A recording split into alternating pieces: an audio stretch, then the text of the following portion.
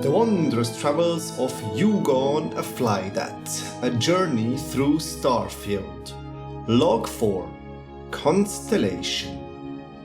I advance to the pedestal and pick up a journal titled Constellation Guide 01 from the railing. It says that reading it will teach me how to land more safely with a jetpack. That's always useful. I'll read it later. I place the artifact that I found on Vectera on the pedestal alongside the two other artifacts that are already there. The three artifacts look similar, and then they suddenly lift off and start moving around and floating in a circle of light. They look like a miniature universe, seeming more like magic than physics. The Constellation members present are overwhelmed by this mesmerizing effect, and it takes them a while to come to their senses. Once they have calmed down, Sarah asks me if I am ready to work for them. Even though I already know I couldn't refuse, as I'm totally smitten with Sarah, I ask her what that would mean for me. Essentially, I would have to assist them with space exploration and exercise my own judgment. Okay, that sounds vague, but it's also something that I can do easily, so I agree. I suppose this also involves finding more artifacts. At least it's better than mining ore on some dusty rock. I am receiving a small amount of credits and decent equipment for my past work, and they promise me more. However, I still have questions for Sarah. I ask her how much they really know about the artifacts, and once again her answer is rather superficial. She says that the artifact tiles don't look like much individually, but together they create something new. They don't know what yet, but I could help by finding more of them. What will happen next? I ask. Sarah tells me that I should familiarize myself with Constellation, its members present and its building, and then talk to her once I have visited the lodge and spoken to everyone. Apparently, there are more members of the group than are present currently, but like Barrett, they are not here for one reason or another. I would like to talk to Vasco first, because I would like him to join my crew. He has already told me that he is ready and willing to do so. When I ask him to tell me more about his story, he says that he has served Constellation for 43 years. I ask him if he misses Barrett. I think he does, and wonder if robots can feel anything like that. I then ask him about building and maintaining outposts, as these seem to be his areas of expertise. After asking a few more questions, I offer him a position on the frontier. He agrees and tells me he'll meet me there. He then lets me continue my tour of the lodge. I'm actually very happy to have Vasco accompany me on my future adventures. I fondly remember the two of us sneaking through the science facility on Crete and exploring while taking out pirates. We were a good team, and I wouldn't have made it out without him. But now is no time for sentimentality. My stomach is rumbling, so I grab some food and drink before looking for my next conversation partner. I approach Noelle. She's very nice and grateful. Her dark hair frames her face and her brown eyes twinkle excitedly at me. I take the opportunity to ask her a few questions about the artifacts. It turns out that Constellation has existed for over 50 years, but they only learned of the artifacts 2 years ago when Barrett found his. As Noelle seems to be the expert on the matter, I ask her more about the visions. She calls them visual and auditory hallucinations. My brain trying to comprehend the overload of stimuli. Okay. Barrett had them too, so I argue that they couldn't have been random synapses. It must have been something. When I ask her about missions other than artifact missions, she directs me to the Constellation mission board. There are lots of other planets to explore. She's also looking for organic resources that I can sell her for cash. Interesting. She tells me that, as a new member, I have a place to stay and gives me a tour of the lodge. Having already seen the extensive library around the pedestal and the winter garden next to it, I follow Noel upstairs. Apparently, my new key to the lodge opens any door inside. There is an unattended bar and a cooking station in the room just above the library. My own room is a little further on, between the common room and Matteo's. It's a nice, cozy room with a large bed, some furniture, and a safe that is all mine. They even left me a gift, Moby Dick. What a valuable addition to my collection. However, I don't want to sleep in my room yet. There are other people to talk to and other rooms to explore here in the lodge. Back in the bar, I pick up another 4 books: Moby Dick, Dracula, Great Expectations, and The Origin of Species. I doubt anyone will miss them. On the shelf behind me, I discover Sir Livingstone's journal. If I recall correctly, Livingstone became the chair of Constellation after its founder, Sebastian Banks, retired or passed away. He renovated the place. There is some wine here, but I skip it for now and pick up 2 copies of Nicholas Nickleby. What great finds! Then I stumble upon The History of Heavens. Wow! There isn't much of interest in the common room, so I take the time to peek into the other members' rooms. I find more books. My Life Chunk by Chunk, War of the Worlds, Bad People, Bad Jokes 1. In Matteo's room, I pick up Sir Livingstone's second journal, which advises me to visit the Apollo landmark on Luna, Earth's moon.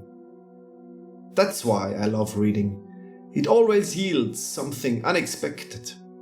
It's almost impossible for me to tell whose room is whose. One room is filled with scientific equipment. Another looks more like a teenager's bedroom. In another, there is Sebastian Banks' speech on the table, along with a report on Constellation. Perhaps this is Sarah Morgan's room?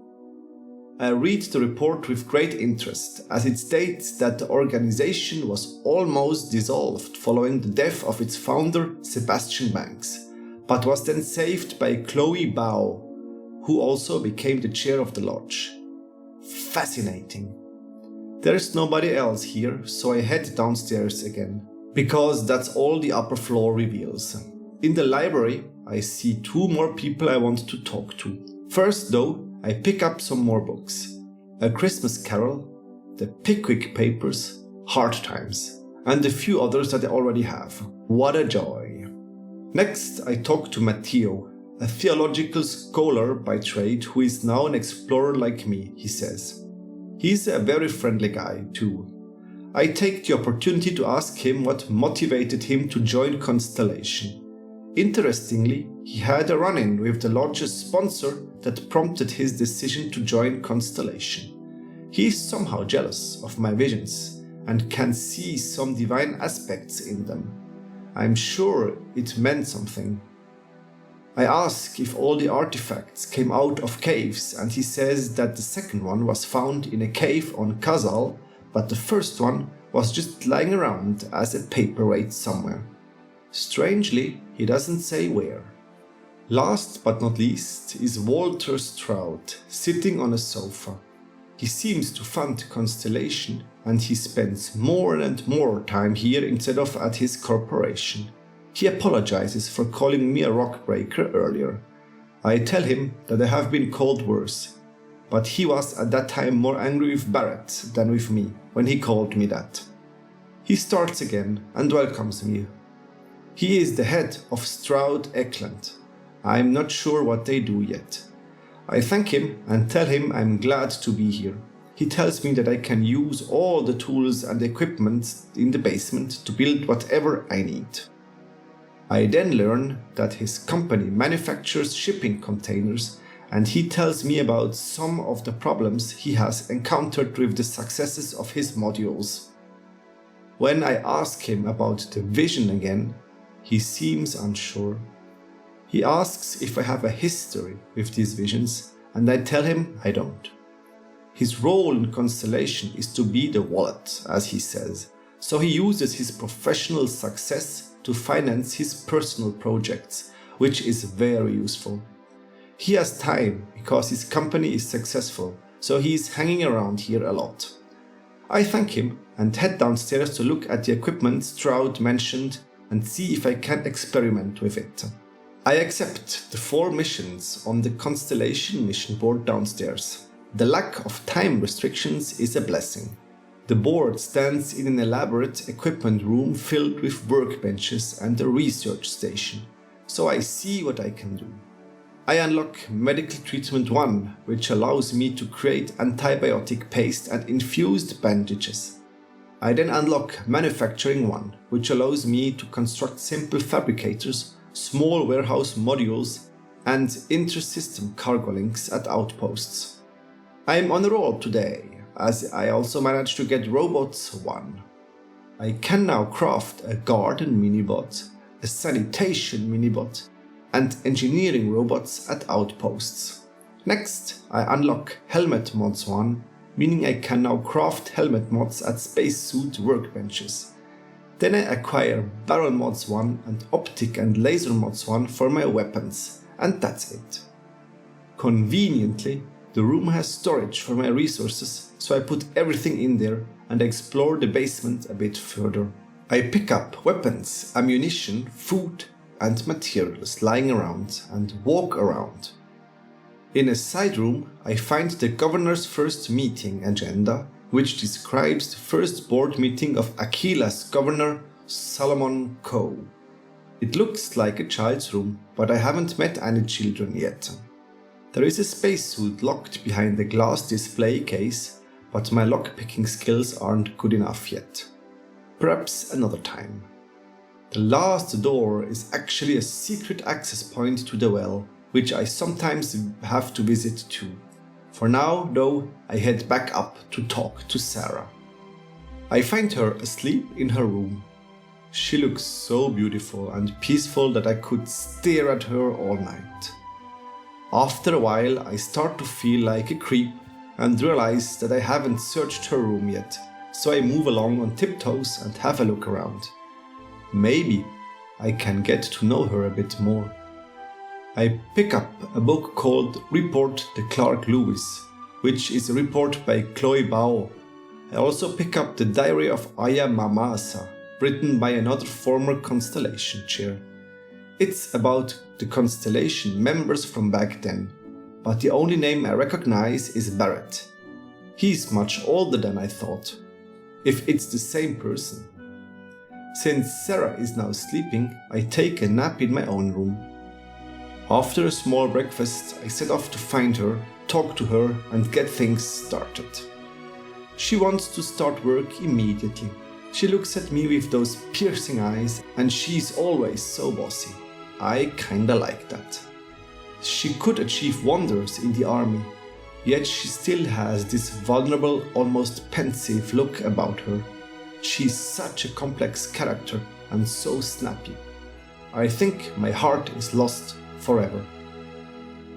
Nevertheless, I would like to find out more about her, so I ask her about Constellation again. She is so passionate about it all.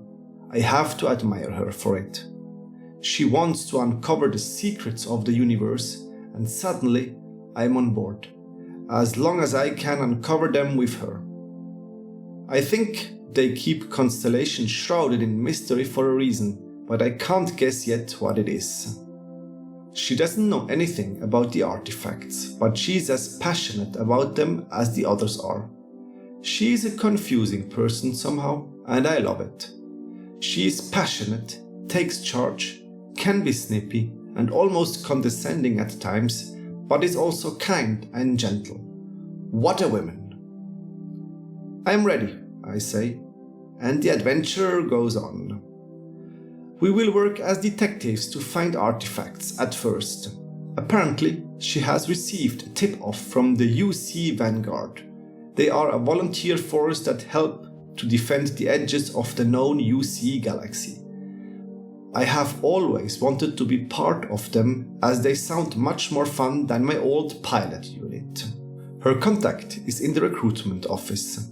Apparently, others have found artifacts too, but they don't know what they are. How are we ever going to find them all? I decide there and then that, as long as I can be with Sarah, it doesn't much matter what I do. Even if we die before finding them, as long as I can be with her. So, for my first mission, Sarah is coming with me to evaluate my performance. Go ahead, Queen of my heart. At the same time, I can learn more about Constellation, although I'd rather like to find out more about Sarah herself. Like that, Constellation can also share their resources with me, up to a point, if I ask them to. So it's just Sarah and me, until we find the next artifact. So, our first goal is the recruitment office at Mast. That was on my to-do list anyway. She says that Constellation doesn't judge people for their past mistakes, as long as UC security doesn't show up on their doorstep, which I understand. So, we leave the lodge. It's early afternoon and the sky's blue in New Atlantis, so we head over to Mast. It's just a few steps away through the gardens and then along a flag-lined alleyway over blue water. As we walk along the alleyway, I finally realized what has been bothering me. Back at the lodge, everyone always talked about Barrett and his artifact. But there were 3 of them on the table, so where did the third one really come from, given that Barrett and I found one each? Matteo said it was used as a paperweight somewhere, but how did they even find it? Did the person have visions like me and Barrett? It's all very strange. What does Sarah's contact at the UC Vanguard have in store for us? Where is the next artifact? What will happen in Mast? Find out in the next episode of The Wondrous Travels of Jugon Aflydat, a journey through Starfield. Until then, have a nice day and take care.